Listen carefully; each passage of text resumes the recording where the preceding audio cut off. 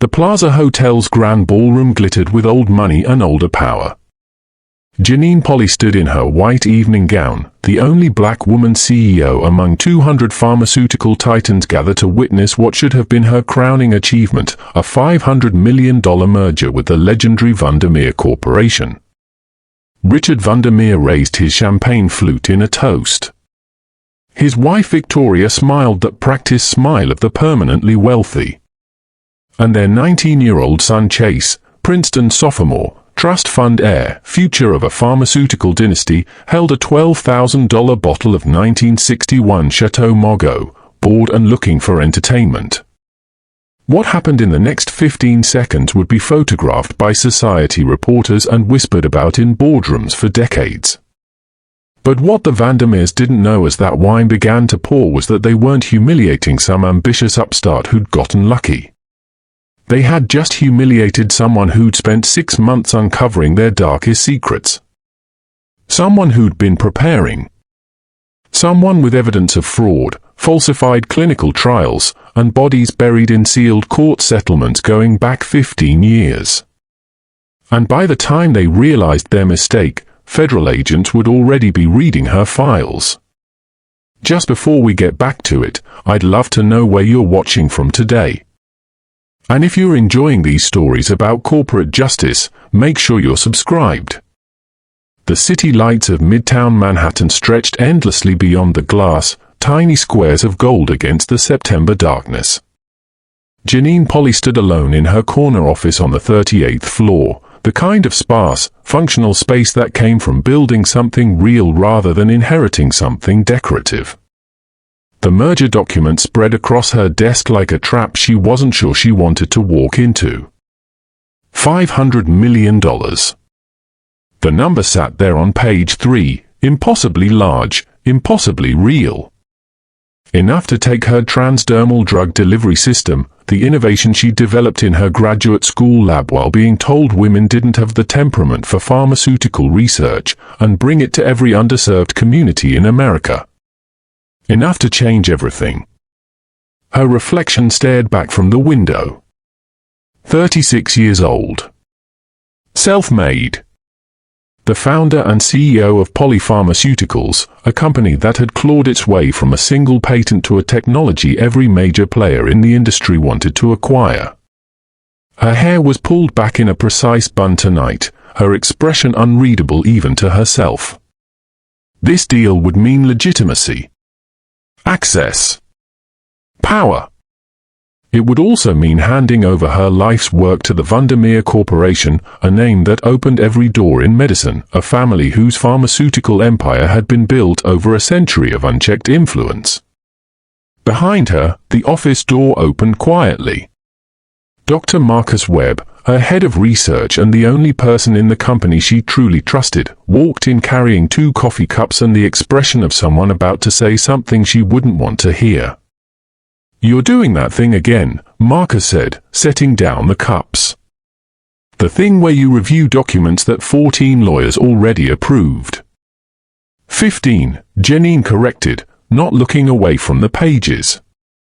"I hired another firm last week. The one that specializes in FDA compliance." Marcus settled into the chair across from her desk.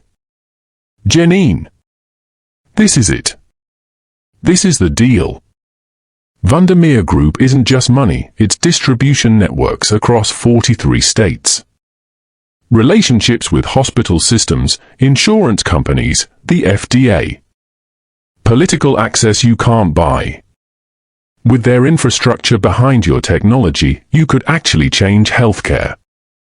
Nobody's untouchable," Janine said quietly, finally turning from the window. She accepted the coffee but didn't drink. That's what people forget. The bigger they are, the harder they fall, they just usually have enough money to make sure nobody's watching when it happens. Marcus raised his cup anyway. "To the deal of a lifetime." Janine touched her cup to his but set it down untasted. Her eyes drifted back to Section 7, subsection D, the clinical trial disclosure requirements. She'd read it 9 times now, and each time something felt slightly wrong. like numbers that didn't quite add up. Like a door left open in a house you thought you'd locked.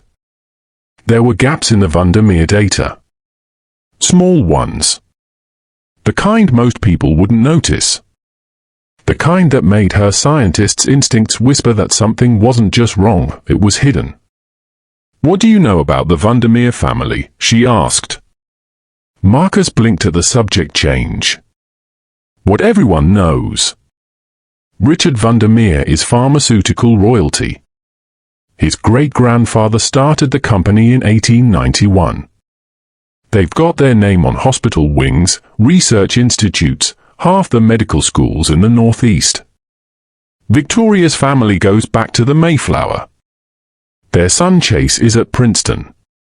Why?" Janine picked up page 47, the supplementary clinical data for Vandermeer's flagship cardiac medication, Cardioshin. "When we did our preliminary due diligence, did anything strike you as unusual about their adverse event reporting? They're a 100-year-old company with a spotless reputation." "Exactly." Janine's finger traced a line of data. "Spotless. A century of pharmaceutical development, and not a single major scandal.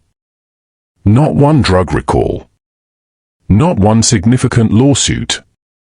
In an industry where even the best companies have occasional problems, the Vandermeers have had nothing. That's good, isn't it?" "It's impossible." Janine looked up, and Marcus saw something in her expression that made him set down his coffee. "Marcus, I built my career on noticing what other researchers miss. And I'm telling you, this data is too clean. No one's this perfect." The office fell quiet except for the barely audible hum of the city below. Marcus leaned forward. "What are you saying?" "I'm saying I need to know exactly who I'm getting into business with." Janine reached for her phone, scrolling to a contact she hadn't called in 3 years. "I'm saying before I sign anything, I want to see the data they're not showing me. Janine, these people own half the medical establishment. If you start digging into their background like you don't trust them." "I don't trust them," she said simply. "I don't trust anyone who wants to buy something I built. I trust evidence. I trust documentation. I trust what the numbers actually say when you know how to read them." She pressed dial. The phone rang twice before a familiar voice answered, Dr. Sarah Chen. "Sarah, it's Janine Polly. I need a favor. Do you still have access to the FDA's historical archives?" On the other end, her former mentor, a woman who'd left government service after watching too many compromises get made in back rooms, let out a long breath. "I might." "What are you looking for?" "Everything you can find on Vandermeer Corporation. Going back as far as the records go. Warning letters, compliance issues, adverse event reports. Especially anything that got settled quietly." There was a pause. Then, "Janine, why are you asking about the Vandermeers?" "Because I'm about to sign a $500 million deal with them. And something in their data doesn't add up." "Jesus!" Sarah's voice dropped to barely a whisper. "Give me 48 hours. And Janine? Be careful. That family has the kind of power that makes problems disappear. Including people who ask too many questions." Janine hung up and looked at Marcus, who was staring at her like she'd just announced plans to walk into a lion's den. "What if there's nothing there?" he asked. "What if they really are just that good? Then I sign the deal and we change healthcare together." Janine picked up her coffee finally, taking a sip that had gone cold. "But if there's something they're hiding, if there are people who've been hurt by their drugs and paid to stay quiet, if there are corners they've cut and bodies they've buried, I need to know before I let them put their name on my technology." She turned back to the window, to the endless grid of Manhattan light spreading toward the horizon. Somewhere out there, in one of those buildings, the Vandermeer family was probably celebrating. Confident. Untouchable. They had no idea that the woman they were about to acquire had just started digging into the foundation of their empire. And they had no idea what she was about to find. The manila envelope arrived at 6:47 a.m. on a Tuesday, delivered by courier to Janine's apartment before she'd finished her first cup of coffee. No return address. Just her name written in Dr. Sarah Chen's careful block letters.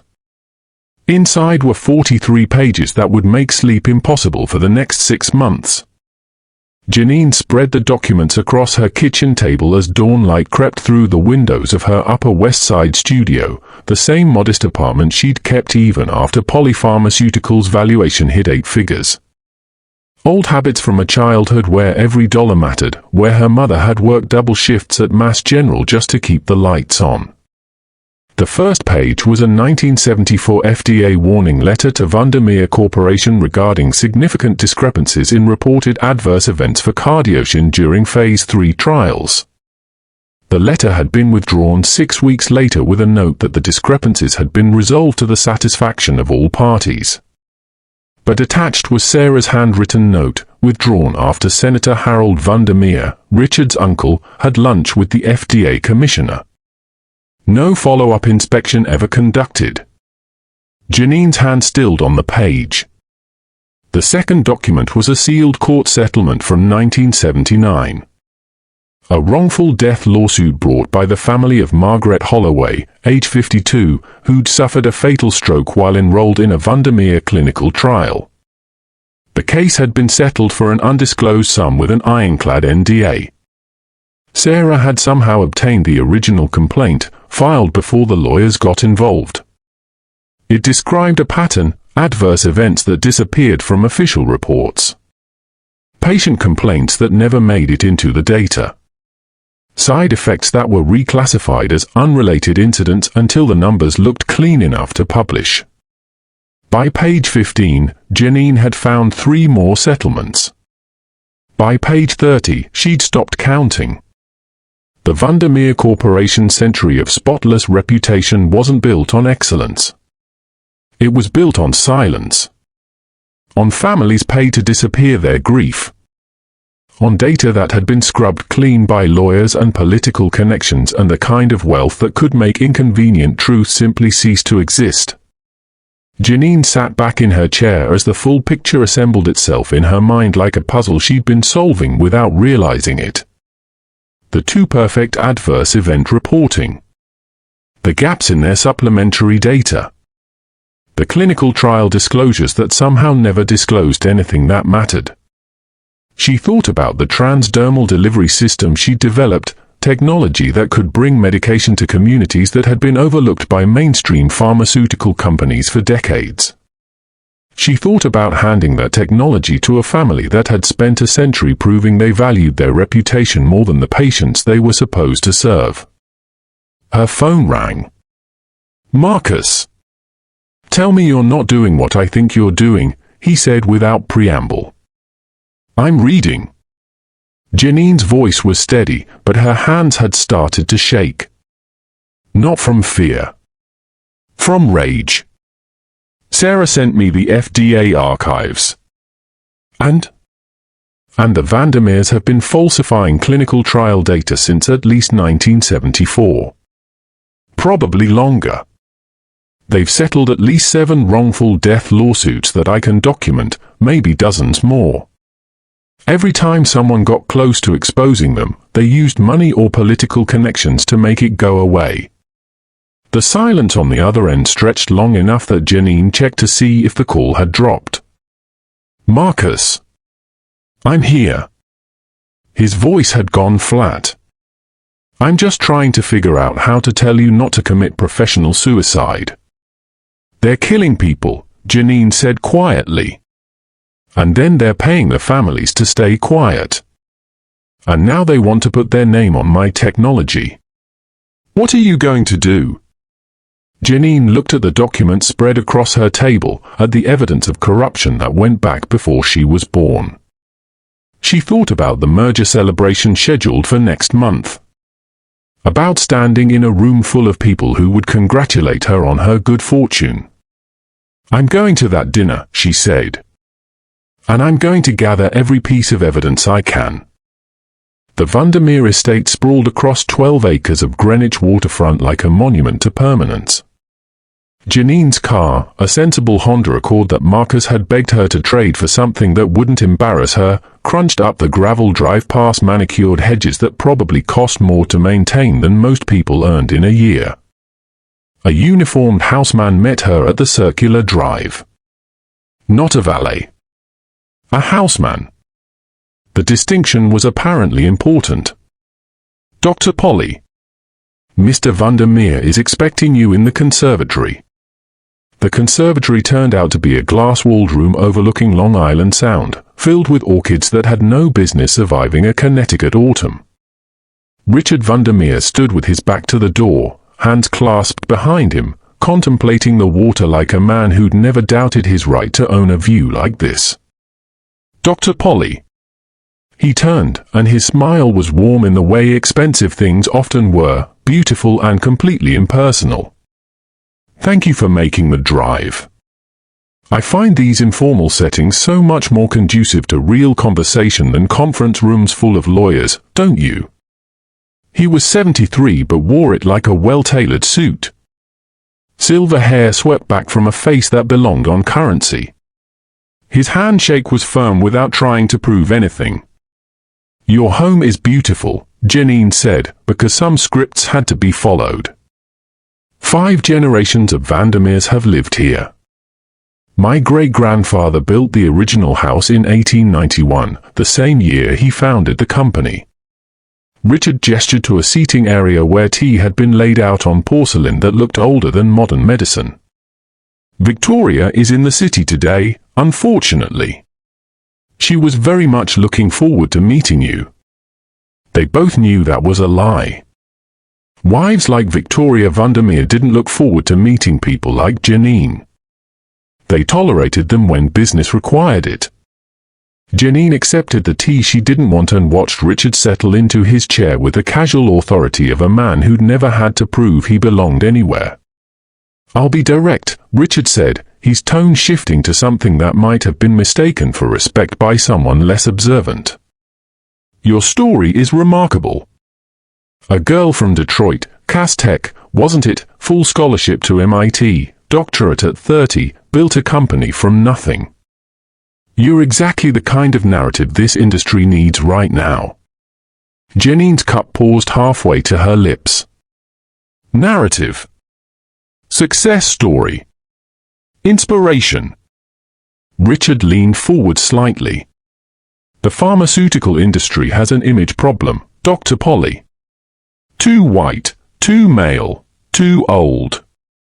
Your technology is impressive, certainly, but what you represent, a black woman who pulled herself up through sheer brilliance, that's equally valuable to the Vandermeer brand." He said it like he was offering her a compliment.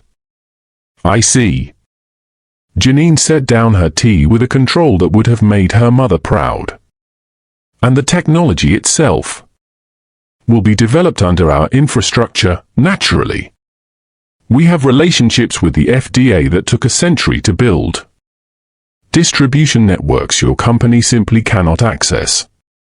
You'd retain a research position, of course. Senior vice president, perhaps. But the strategic decisions, the regulatory navigation, the real business of bringing medicine to market, that requires experience and connections you don't have." Through the conservatory's glass walls, Janine could see a tennis court where a young man in Princeton athletic wear was hitting serves with the bored precision of someone killing time between trust fund deposits. Chase Vandermeer, she assumed. 19 years old and already practicing the art of not noticing people who didn't matter. "So I'd be the face," Janine said quietly. "The inspiring story.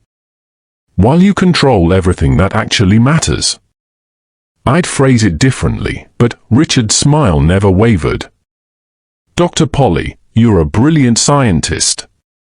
But running a pharmaceutical empire requires understanding how power actually works in this country. It requires knowing which senators to call, which regulators to have lunch with, how to make problems disappear before they become public. That's not something you can learn. It's something you inherit. He stood, signaling the meeting's end. The merger documents are fair. More than fair. You'll be wealthier than you ever imagined. You'll have access to resources that can bring your technology to millions. All you have to do is trust that the Vandermeers know how to protect what's ours. Janine rose, shook his hand, and walked back to her Honda past hedges that cost more than most people's houses. She'd gotten exactly what she came for. The Vandermeers hadn't just revealed their contempt. They'd revealed their certainty that she would never be a threat. The diner on Amsterdam Avenue had been serving weak coffee and strong opinion since 1952. Dr. Sarah Chen chose the corner booth, the one where conversations disappeared into the clatter of dishes and the hiss of the griddle, and spread 3 accordion folders across the chipped formica like she was laying out evidence at trial. I could lose my consulting contracts for this, Sarah said, sliding the first folder toward Janine. Hell, I could lose a lot more than that. The Vandermeers have friends in places that matter. Janine opened the folder. Inside were photocopies of FDA warning letters, each one dated and catalogued with Sarah's meticulous precision. The earliest was from 1972. Start with that one, Sarah said, stirring sugar into coffee she wouldn't drink. Vandermeer's hypertension drug, Pressera. Phase 3 trials showed a 15% increase in liver enzyme elevation. The company reported it as 7% in their NDA submission. They halved the number. They didn't just halve it. They reclassified patients. Anyone who showed elevated enzymes after week 8 was coded as protocol deviation and excluded from the adverse event analysis. Suddenly their data looked clean enough to approve. Sarah's finger traced down the page. FDA caught it. Issued a warning letter. Then Senator Harold Vandermeer, Richard's uncle, made some calls, and the letter was withdrawn with a note that the discrepancies were clerical errors, now corrected. Janine turned to the next document. Another warning letter, 1976. Then 1979. Then 1983. Each one documenting falsified data, unreported deaths, adverse events that somehow never made it into official submissions. Each one withdrawn or resolved with language so bureaucratically vague it meant nothing. How many? Janine asked. Warning letters? 14 that I could find. But that's just what made it to paper. Sarah opened the second folder, and Janine's stomach tightened. This is worse. The wrongful death lawsuit from 1979, the one Sarah had mentioned in her note, sat on top. Margaret Holloway, age 52, enrolled in a clinical trial for cardiotine. Suffered a massive stroke 6 weeks into treatment. The original complaint, filed by her daughter, described a pattern, other patients in the trial reporting severe headaches, dizziness, vision problems. None of it documented in the official adverse event reports. The case settled 3 months later for an amount that remained sealed. The daughter signed an NDA so comprehensive that even mentioning her mother's participation in the trial could trigger financial penalties. There are 6 more like this, Sarah said quietly, pulling out additional settlements. That I could verify. God knows how many others there are buried in state courts, settled before anyone filed paperwork, paid off before lawyers got involved. Janine read through them one by one. Robert Chen, 1981. Patricia Morrison, 1983. James Whitaker, 1985. Each name represented a person whose death or injury had been erased from the official record. Each settlement came with an NDA that guaranteed their silence. How did they get away with this? Janine looked up, and Sarah saw something in her expression that was beyond anger. It was the cold, calculating fury of someone doing math. Money. Political access. A century of institutional trust. Sarah leaned back against the cracked vinyl booth. The Vandermeers don't just make pharmaceuticals, Janine. They fund medical schools. They endow research chairs. They sit on hospital boards and FDA advisory committees. Richard Vandermeer personally knows every health commissioner in the Northeast. When you have that kind of power, you don't break the rules. You simply exist in a space where the rules don't apply. Janine opened the third folder. Inside were financial records Sarah had obtained through channels she wouldn't name, contributions to Senate campaigns, payments to law firms that specialized in making problems disappear, consulting fees paid to former FDA officials who now worked in private practice. This is a system, Janine said softly. Not a series of mistakes. A system designed to protect the company no matter who gets hurt. Yes. Sarah gathered the folders, glancing around the diner like she expected someone to be watching. And now you need to decide what you're going to do with this information. Because if you walk away from this merger, they'll know something's wrong. And if you go through with it, I'm not walking away. Janine's voice was steady. I'm going to that celebration dinner. I'm going to smile and shake hands and let them think I'm exactly what Richard Vandermeer believes I am, a brilliant scientist who's grateful for the opportunity. While doing what? While gathering everything I need to bring them down. Janine met Sarah's eyes. Every document. Every name. Every piece of evidence that proves they've been killing people and paying for silence. And then I'm going to hand it all to someone who can't be bought. Sarah was quiet for a long moment. Then she pushed her untouched coffee aside and pulled out a business card. His name is Robert Kellerman. FBI White Collar Crime Division. He's been investigating pharmaceutical fraud for 15 years, and he's clean. If anyone can do something with this, it's him. Janine took the card, feeling its weight like a promise. The diner's neon sign buzzed in the window, casting red light across the folders that contained a pharmaceutical dynasty's darkest secrets. In 6 weeks, she'd be standing in the Plaza Hotel's grand ballroom, shaking Richard Vandermeer's hand while cameras flashed. But first, she had work to do. The Xerox machine in Janine's office hummed like a countdown timer, each page rolling through with mechanical precision while the numbers on her desktop terminal painted a picture of financial apocalypse in real time.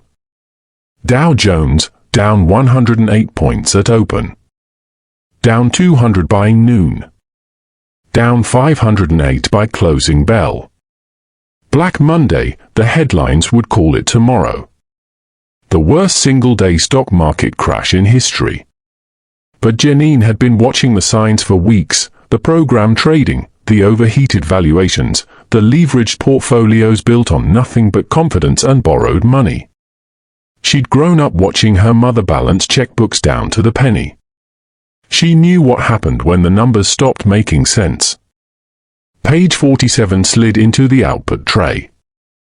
A 1981 internal memo from Vandermeer's head of clinical research to Richard Vandermeer himself recommend excluding patients 47, 52, and 68 from primary efficacy analysis.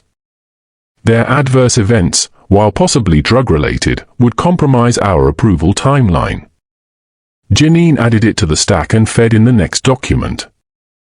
Marcus had left an hour ago, after watching her work in silence that felt like a eulogy. You know what you're doing, he'd finally said. Not a question. An acknowledgement that she'd made a choice he couldn't talk her out of. I know what they've done, she'd replied. That's enough. The terminal flickered. Markets in Tokyo opening to chaos. Hong Kong in free fall. London bracing for impact. By morning, trillions in paper wealth would simply cease to exist, evaporated like morning fog. Pension funds gutted. Retirement accounts decimated. The carefully constructed illusion of perpetual growth exposed as exactly that, an illusion. In the chaos, Janine thought, no one would notice one more corporate disaster. One more empire revealing the rot beneath its marble facade. She fed another document into the machine, settlement agreement, Whittaker versus Vandermeer Corporation, 1985. Cardiac arrest during clinical trial. Patient was 49, marathon runner, no prior health issues. Dead 6 weeks after enrollment. Family paid $2.3 million to disappear their questions. The machine's rhythm was almost meditative. Copy. Stack. Feed. Copy. Stack. Feed. Each page another piece of evidence that the Vandermeer Corporation's century of success was built on bodies no one was supposed to count. Her phone rang. She let it go to voicemail. It rang again. And again. Finally, she picked up. Dr. Polly. Richard Vandermeer's voice carried the strained calm of a man watching his net worth evaporate by the minute. I wanted to touch base about the merger timeline. Given current market conditions, we may want to accelerate certain aspects of the agreement. Janine's hand stilled on the Xerox lid. Accelerate. The celebration dinner is still scheduled for November 8th, of course. But the actual documentation, the transfer of assets, we'd like to move forward immediately. This week, if possible. A pause that felt calculated. Market volatility creates opportunities, Dr. Polly. Smart money moves when others panic. She understood instantly. The Vandermeers were bleeding cash like everyone else. But unlike everyone else, they had an acquisition lined up, a $500 million infusion of value from a company with real technology, real patents, real assets that wouldn't vanish when the market corrected. They needed her more now than they had a week ago. I'll need to consult with my lawyers, Janine said carefully. Of course. But Janine, may I call you Janine? He didn't wait for permission. In times like these, we find out who our real partners are.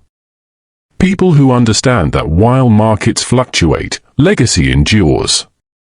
The Vandermeer name has survived panics and crashes and wars. We protect what's ours. The threat was subtle but unmistakable. We protect what's ours. Including this merger. Including you, once you're part of our empire. I understand, Janine said. I'll have my answer by Thursday.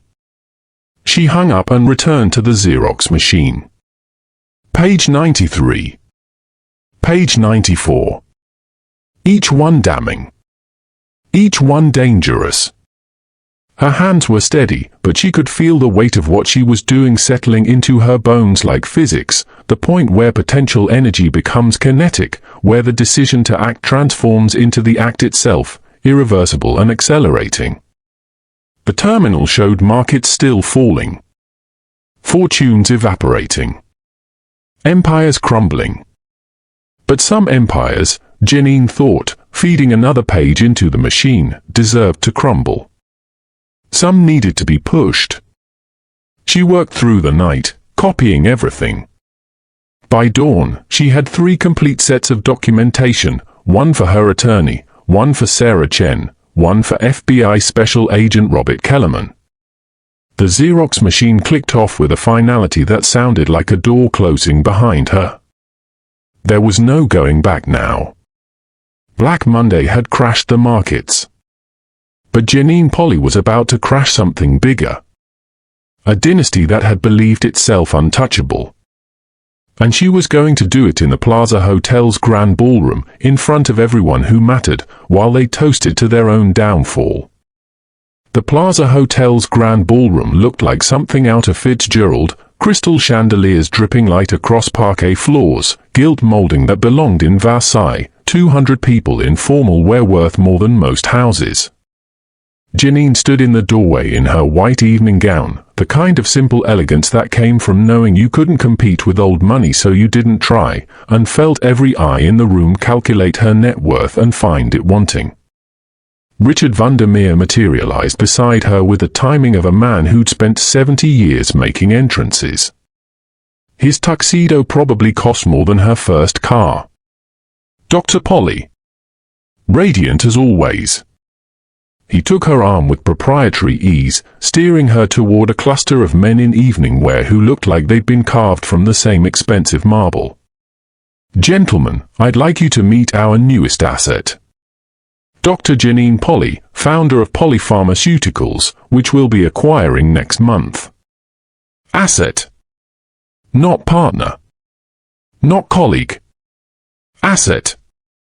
The men shook her hand with the careful politeness reserved for curiosities. Harrison Whitmore, chairman of Whitmore Sinclair Pharmaceuticals.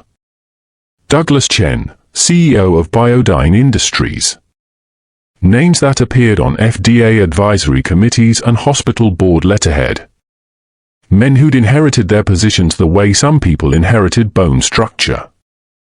Fascinating work you've done with transdermal delivery, Whitmore said, his tone suggesting he found it anything but fascinating.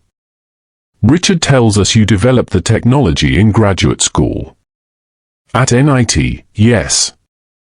Janine accepted champagne from a passing waiter she'd never drink.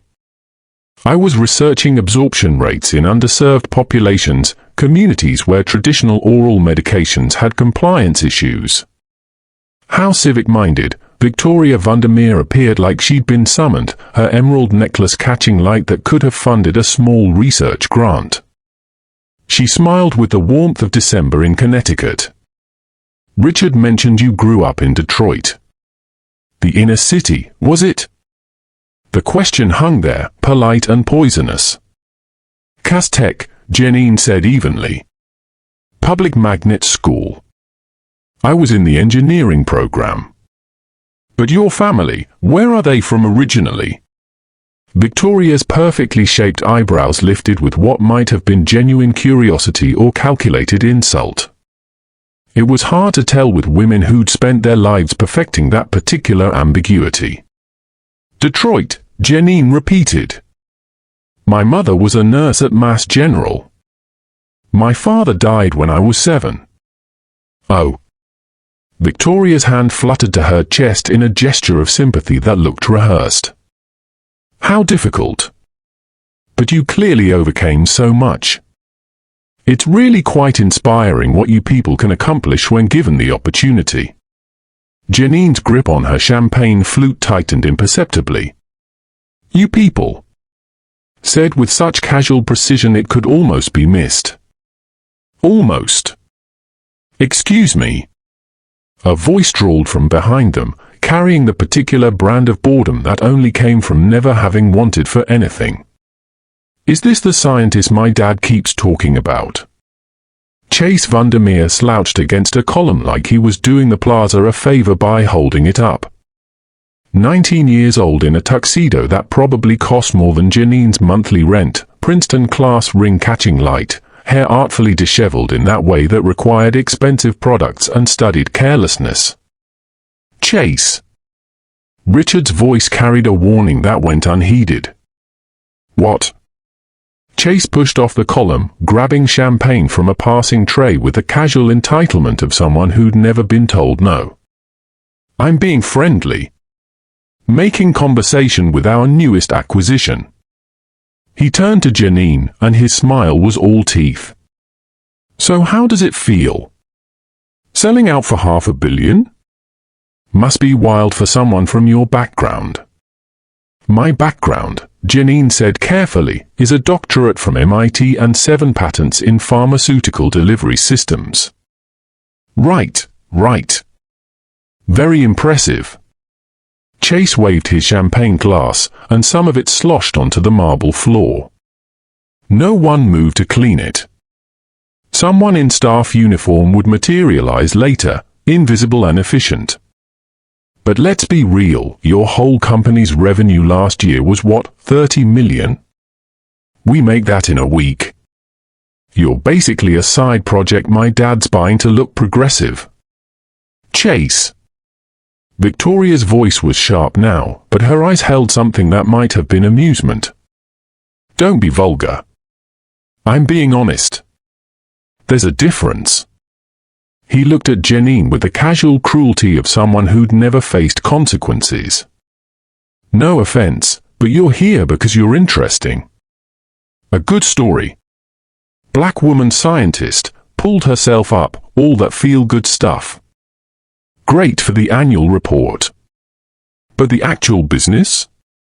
That's still going to be run by people who know what they're doing. The ballroom had gone quiet around them. Not silent, the quartet still played, conversation still murmured at distant tables, but quiet enough that Janine could feel people watching. Waiting to see how the black woman in the white dress would handle being humiliated by a trust fund heir who'd never worked a day in his life. Richard placed a hand on Chase's shoulder. Perhaps you should get some air, son. Perhaps I should get a real drink. Chase turned away, then paused. Oh, Dr. Polly? My dad's going to want you to sign those merger documents tomorrow. Something about market conditions. Just FYI, you probably want to do it before he changes his mind about what you're worth. He walked off toward the bar, and Janine stood there in her white gown, surrounded by pharmaceutical royalty, holding champagne she wouldn't drink at a celebration for a merger that would never happen. Because in her evening bag, tucked next to her lipstick and keys, was FBI Special Agent Robert Kellerman's business card.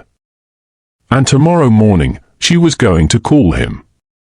The chocolate soufflé arrived at precisely 9:47 p.m., each one a perfect dome of darkness dusted with gold leaf that probably cost more than the cocoa. Janine had been seated at table 7, not the head table with the Vandermeers, but close enough to signal importance. Close enough to be watched. Marcus sat beside her, his discomfort radiating like heat. He'd been quiet since the incident with Chase earlier, nursing the same scotch for an hour while pharmaceutical executives circulated like planets in predetermined orbits. We can leave, he whispered. Right now.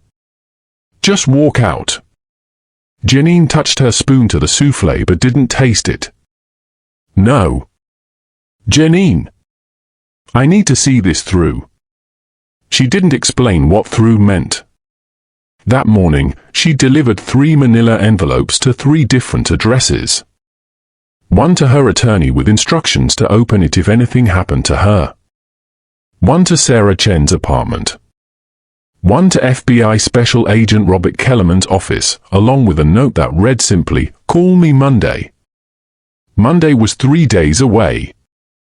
3 days to maintain the performance. 3 days to let the Vandermeers believe they'd won. The quartet shifted into something Viennese and elegant. Across the ballroom, Richard Vandermeer stood, tapping his champagne flute with a silver fork. The crystalline sound cut through conversation like a bell. Ladies and gentlemen, if I may have your attention. The room settled into that particular brand of wealthy quiet, not silence, but the muted rustle of people who'd been trained since birth to appear interested in whatever was being said. Tonight, we celebrate not just a merger, but a partnership that represents the future of pharmaceutical innovation. Richard's voice carried the practiced warmth of 100 boardroom speeches. Dr. Janine Polly has built something remarkable. A commotion near the bar interrupted him. Chase Vandermeer was weaving through tables, and in his hands was a bottle that made several people gasp audibly.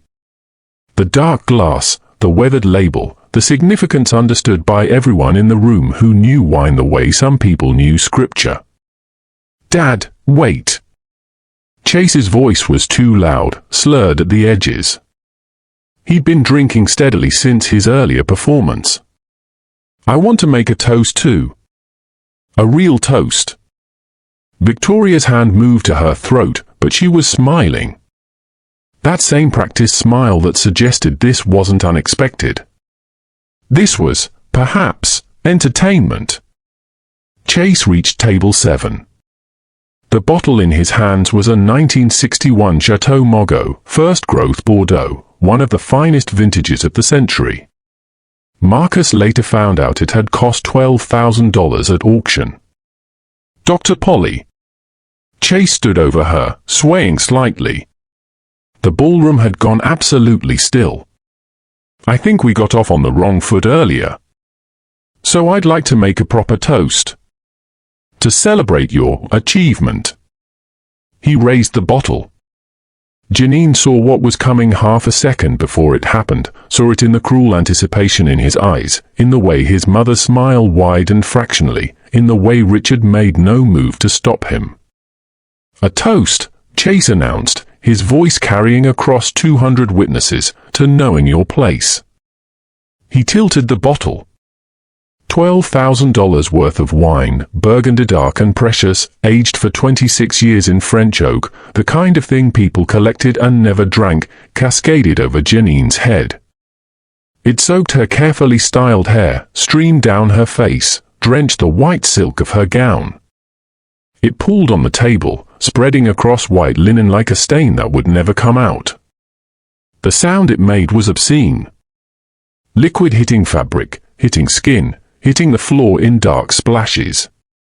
For 3 seconds, the room was frozen. Janine sat perfectly still, wine dripping from her chin, from her fingertips, from the hem of her dress. Her eyes closed. Not from humiliation. From something else entirely. Then the room erupted. Gasps. Nervous laughter. "Oh my God," whispered from a dozen mouths.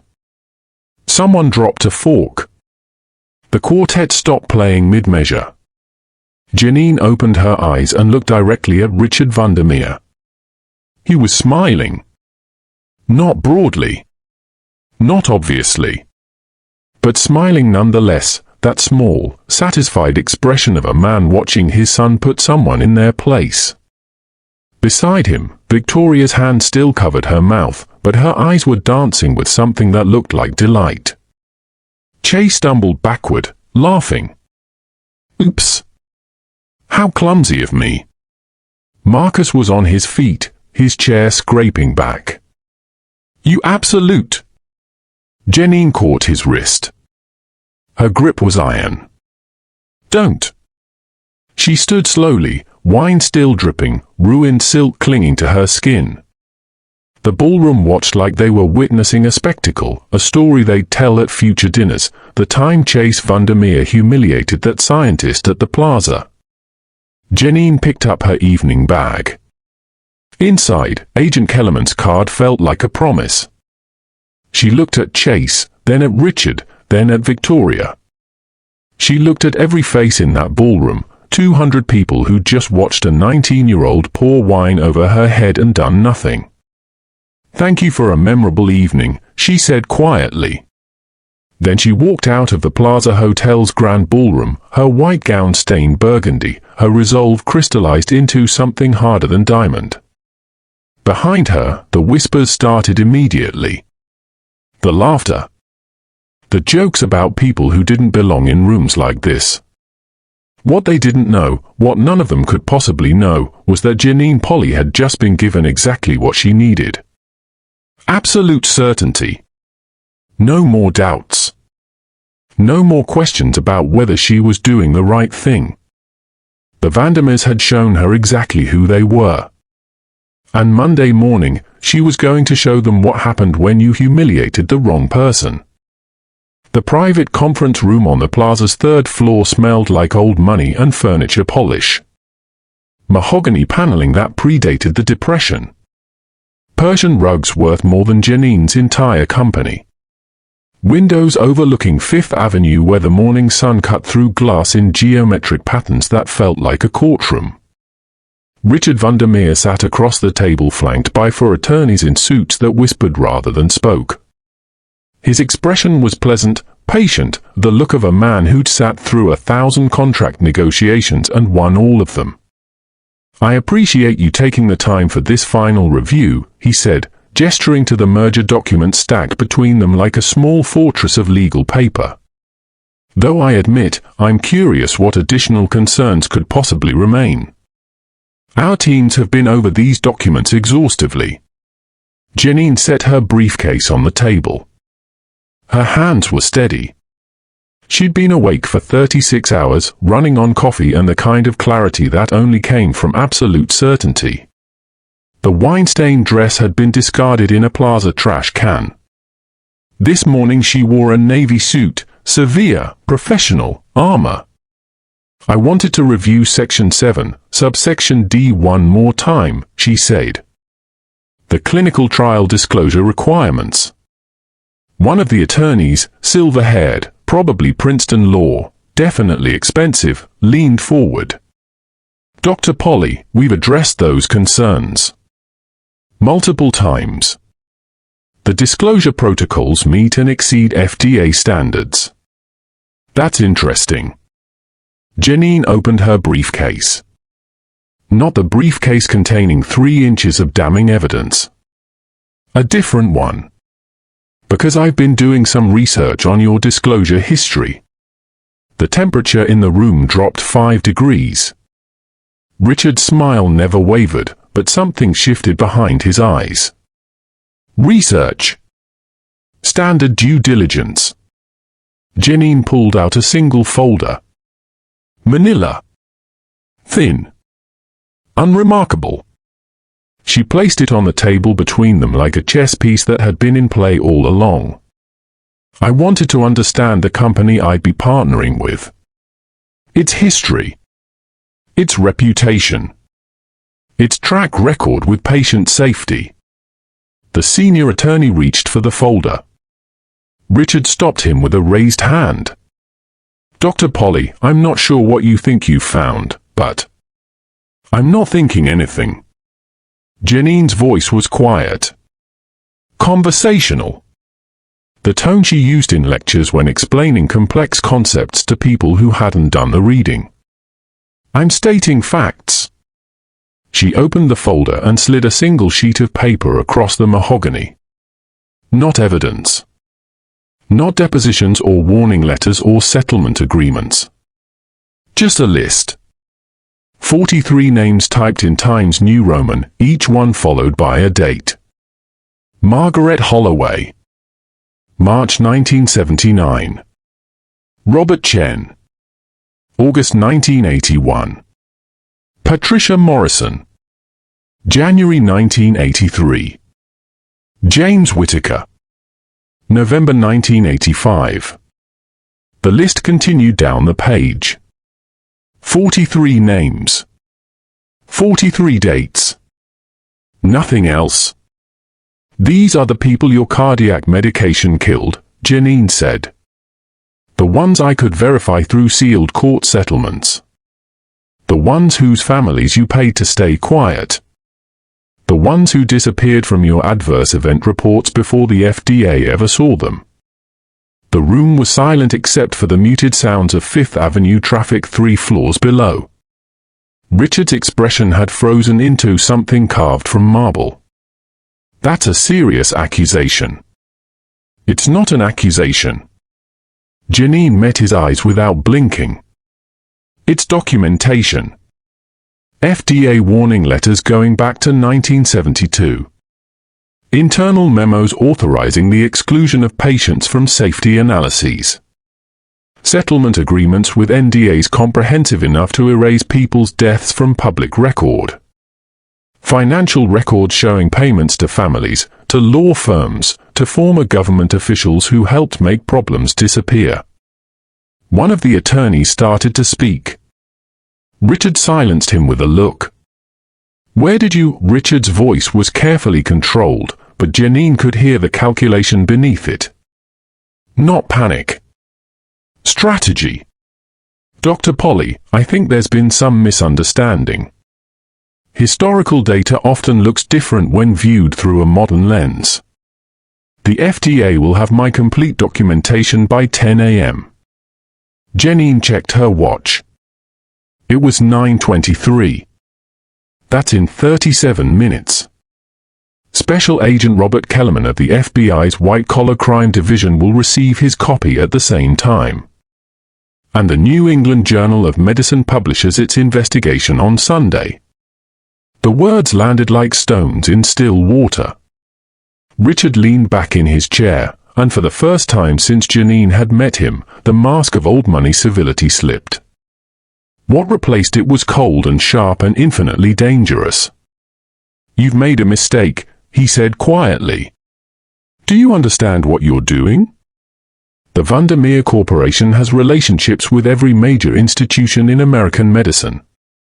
We fund medical schools. We sit on FDA advisory boards. We have friends in the Senate, the Justice Department, I know exactly who your friends are." Janine stood, closing her briefcase with a click that sounded like a door closing. "I've documented every political contribution, every consulting fee, every connection you've used to bury your crimes for 40 years. And by Monday morning, everyone else will know too." She walked toward the door, then paused with her hand on the brass handle. "The merger is terminated. Effective immediately. My attorneys will handle the paperwork. You'll be destroyed," Richard said. Not a threat. A statement of fact delivered with the certainty of a man who destroyed people before. "No one will work with you. No hospital will carry your drugs. You'll be blacklisted from every pharmaceutical company in America. By this time next month, polypharmaceuticals will be worthless." Janine turned back one last time. "Maybe," she said. "But 43 people will stop being a secret you paid to bury. And that pharmaceutical empire you inherited? The one that's been built on bodies and bribes and a century of corruption." She smiled, and it was the coldest thing Richard Vandermeer had ever seen. "By this time next month, it won't exist." The door closed behind her with a sound like inevitability. In the mahogany conference room, Richard Vandermeer stared at the list of 43 names and understood, perhaps for the first time in his 73 years, what it felt like to lose. The trading floor of the New York Stock Exchange opened at 9:30 a.m. on October 19, 1987, and within 90 seconds, everyone knew the world had changed. Janine watched it from her office television, the same spare room on the 38th floor where this had all started, as red numbers cascaded across the screen like a hemorrhage that wouldn't stop. Down 200 points. Down 300. Down 400.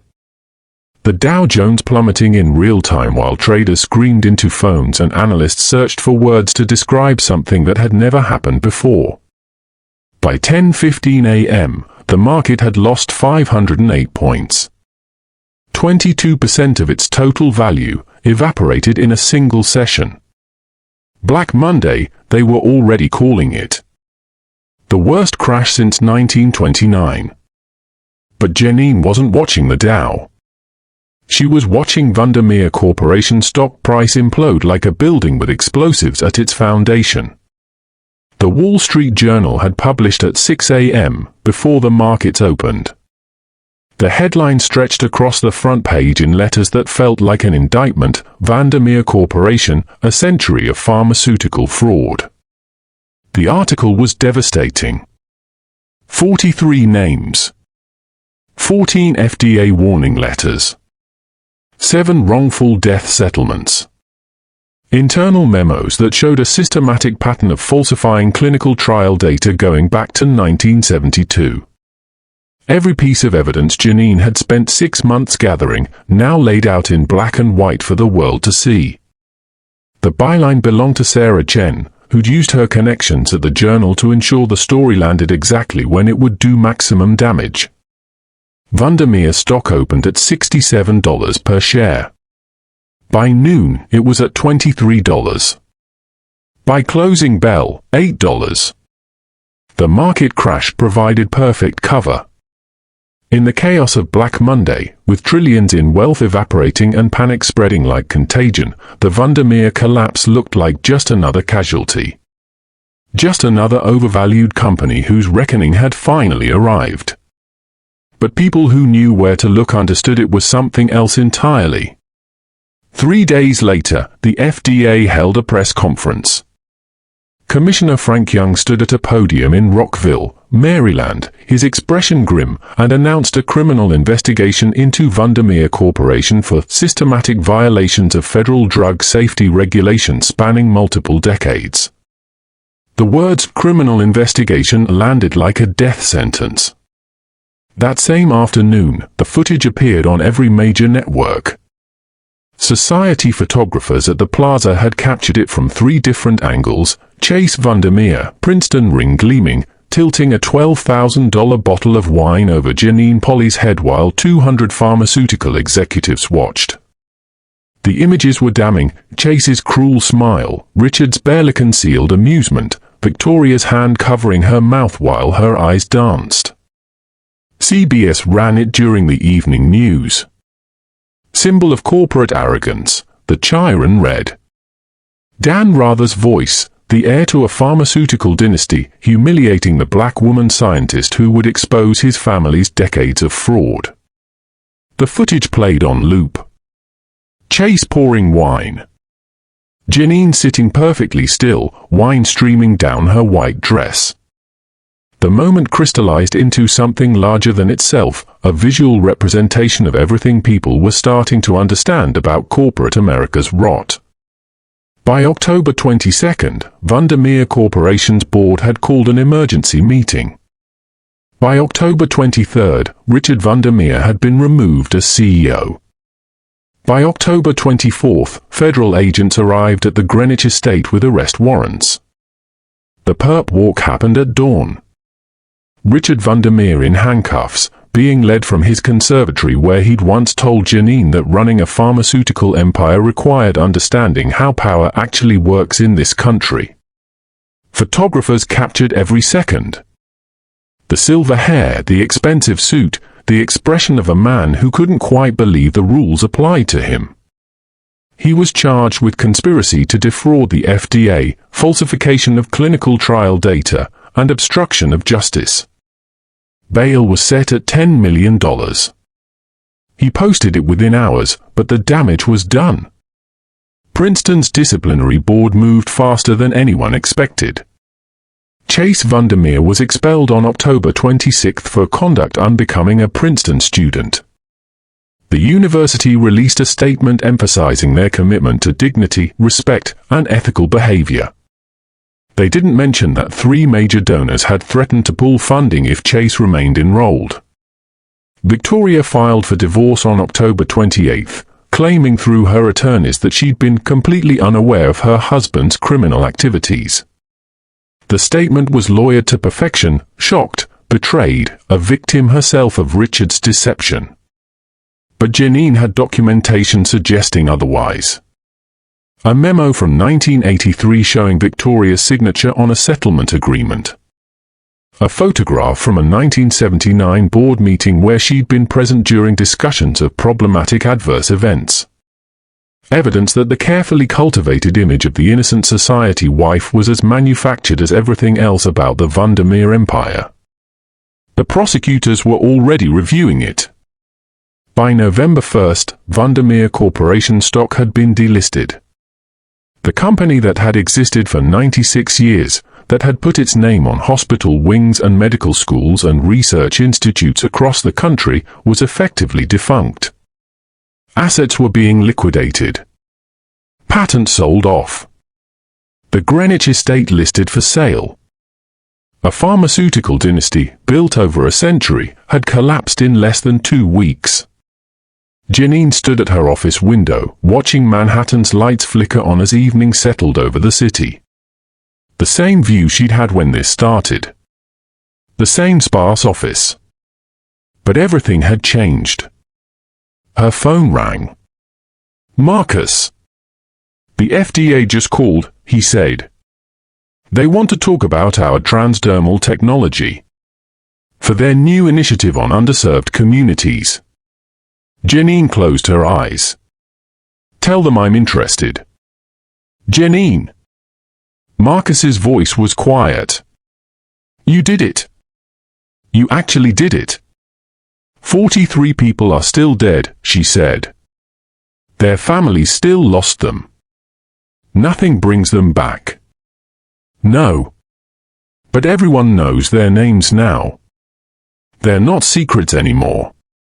Janine looked at the reflection in her window, 36 years old, self-made, the woman who'd brought down an empire because it was the right thing to do. No, she agreed. They're not secrets anymore. Outside, the city glittered like justice. The phone call came on a Tuesday in December, 3 weeks before Christmas.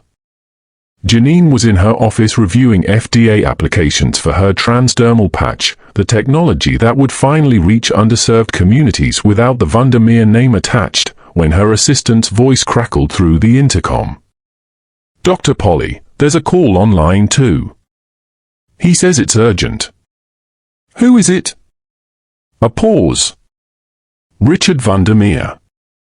Janine's pen stopped mid-signature.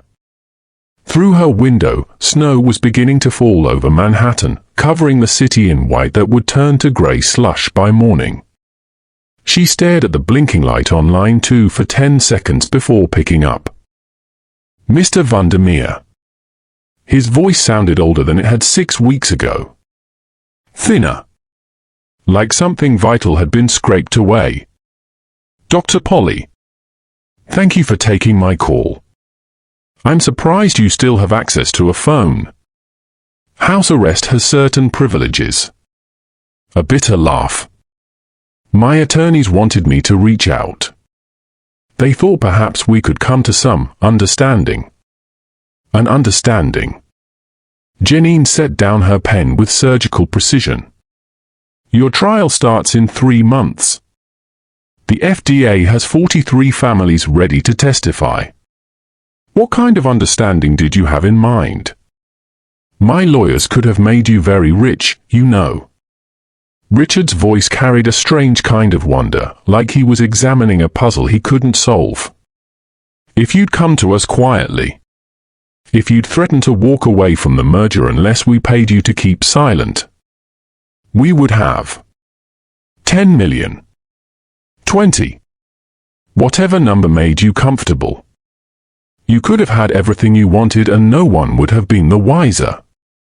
Janine watched snow accumulate on her windowsill. Is that what you think this was about? Money. Everything is about money or power, Dr. Polly. That's how the world works.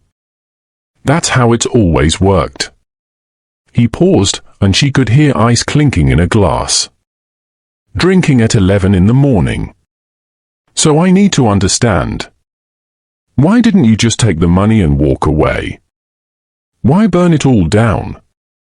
The question hung between them like something that deserved a real answer. Do you remember the list I gave you? Janine asked. 43 names. Of course. Margaret Holloway was a high school English teacher. She loved Faulkner. Had 3 children and 6 grandchildren. She died of a stroke 6 weeks into your clinical trial, and you paid her family $2 million to sign an NDA so comprehensive they couldn't even tell her grandchildren how she really died. Richard said nothing. Robert Chen was a postal worker. Coached Little League on weekends. James Whitaker was a veteran, Marine Corps, 2 tours in Vietnam. Patricia Morrison was a nurse, ironically. She spent 30 years taking care of people, and when your drug killed her, you made sure no one would ever know. Dr. Polly. Your son's little joke didn't destroy you, Mr. Vandermeer. Janine's voice was steady as mathematics. Pouring wine on my head didn't bring down your empire. Your choices destroyed you. The clinical trials you falsified. The families you paid to stay silent. The bodies you buried in sealed settlements for 40 years. I just made sure the world finally saw what you'd been hiding. The line was quiet except for breathing. You had everything, Richard said finally. Everything I built over a century. And you threw it away for what? 43 people who were going to die anyway? That's what you don't understand. Those patients were already sick. Already dying. Our drugs gave them hope, gave them time. Your drugs killed them. And then you lied about it. Janine stood, gathering the FDA applications that would finally bring her technology to the people who needed it. I'm testifying before Congress next week. Pharmaceutical ethics reform. They're calling it the Vandermeer Act. Every clinical trial in America will be subject to independent oversight. Every adverse event will be reported to a public database. Every settlement will be disclosed. You're destroying an entire industry. I'm fixing it. There's a difference. Janine moved toward the door. I have to go, Mr. Vandermeer. I have actual work to do. Wait. His voice cracked. Just tell me one thing. Was it worth it? Giving up $500 million? Making enemies of everyone who matters? You could have been wealthy beyond imagination. Instead, you're still in that same modest office, fighting the same battles. Was it worth it? Janine thought about Margaret Holloway's grandchildren, who would finally learn the truth about how their grandmother died. About the families who'd been paid to stay silent and could finally speak. About the reforms that would make it harder for the next pharmaceutical company to bury its mistakes. Yes, she said simply. It was worth it. She hung up without waiting for a response. 6 months later, Richard Vandermeer would be sentenced to 18 years in federal prison. Chase would never return to Princeton, last seen working for a mid-tier pharmaceutical company under a different name. Victoria would disappear into Palm Beach society, a divorce settlement carefully structured to protect assets the government couldn't touch. But Janine Polly's transdermal technology would reach community health centers in Detroit, Oakland, Atlanta, everywhere the traditional pharmaceutical industry had decided wasn't profitable enough to matter. The woman from Castech who'd been told she didn't have the temperament for pharmaceutical research would revolutionize drug delivery for underserved populations. And in every business ethics course in America, students would learn about the Vandermeer Corporation. Not as a symbol of pharmaceutical excellence, but as a cautionary tale. A reminder that empires built on lies eventually crumble, that money can't buy immunity from consequences, and that sometimes the person you underestimate is exactly the person who brings you down. The name Vandermeer, once synonymous with American medicine, became a warning. And 43 names that had been buried in sealed settlements became a memorial. Justice, it turned out, was worth more than $500 million. It was worth everything. The end. If you enjoyed this story, you will surely love the next one. It's as crazier and more intriguing as you can ever imagine. So do check it out. Click on the image showing on your screen right now to watch the next one.